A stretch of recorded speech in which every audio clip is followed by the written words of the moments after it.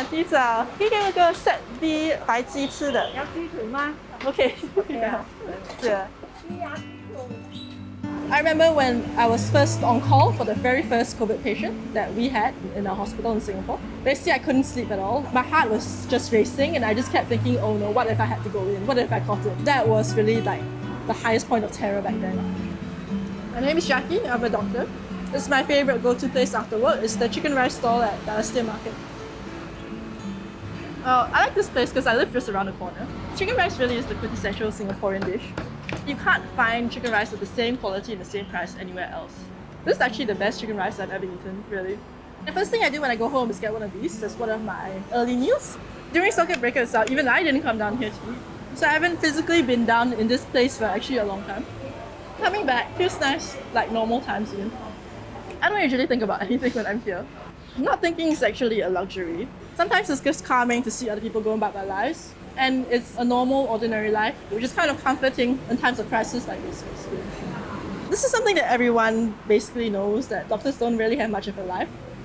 And when I was working in COVID, I just couldn't sleep at night. The policy would be changing every couple of days. So you had to keep up with all the news. And evidently, the largest demographic that was impacted were the foreign workers.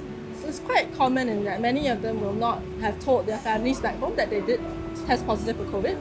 Because in their country, someone who's tested positive for COVID, they may take a turn for the worst, and there'll be the death rates may be higher. Some of them may actually fear that their family may be shunned because they themselves have COVID in Singapore, even though they're not in the same home country. So a lot of them want to kind of protect their families from that kind of worries.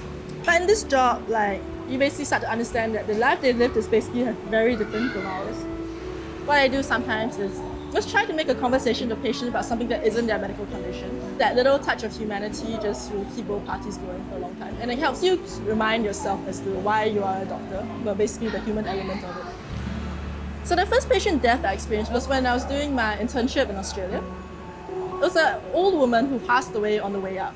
So by the time I had seen her, she already passed. And both her sons were in the room. It's actually sometimes easier with the family members there because it's always easy to talk to them face to face and tell them things rather than be the one to pick up the phone in the middle of the night to call someone and tell them that their loved one has passed away. You get basically a variety of reactions over the phone, and a lot of them can be very emotional and can be very angry as well. But you just have to understand that is actually just the natural human experience. They're just grieving. I think sometimes it's even harder if we did know the patient before they die, but often, especially when we're on call, we don't know the patient beforehand.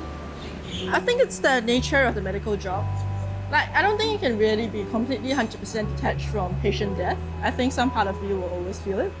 What keeps me going is that I guess I like people. People are interesting. Everyone has their own stories. I'm interested in their stories as much as their medical conditions. There are some people whose medical conditions have shaped their life. For others, it's just temporary part of their story, and then they move on like that. And you always have something to gain by speaking to everyone, because everyone has a different experience. You have to remember that you're not treating someone's disease, you are treating the patient. Everyone is different, their care will always be different. This place is familiar. This place is like home. This building itself has been here forever, basically even before I was born, I think. If COVID took down the store, I'd be devastated. Yeah, I guess you have to appreciate the little things that you have in life. The world may change again and suddenly we'll be gone. So you just have to enjoy it while it's here.